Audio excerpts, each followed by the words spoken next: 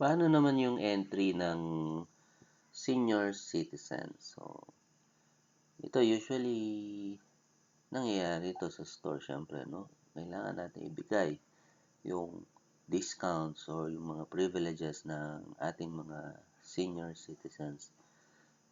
So, ang pag-entry niyan is the same doon sa pag-entry natin, doon sa basic transactions. But, syempre, una mag-scan ka ng item or pipili ka ng item.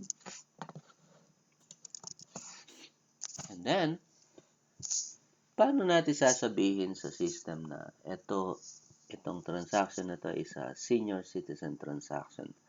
So, gagawin natin using your keyboard, just press F9 or kung touchscreen computer or touchscreen yung monitor ninyo, makikita nyo to, yung senior discount. So, you can tap or click that button to activate yung ating senior citizen privileges.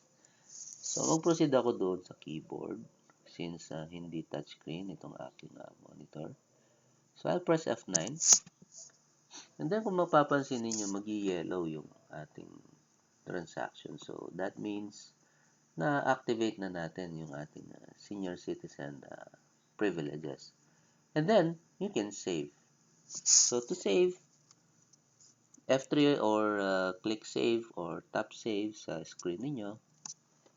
And then, maglalagay tayo ng senior citizen information. So, ilalagay ko ito.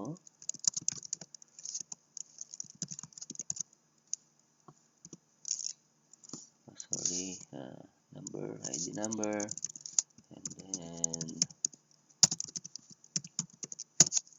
ayan. No? And then, apply. Then, magkano yung babayaran niya? So, kung nakikita ninyo dito, yung amount due is 1,500. So, nagbayad daw siya ng 2,000 for example, and then press enter. Then, F2 or tap save. Then, magpiprint na yung system natin. No?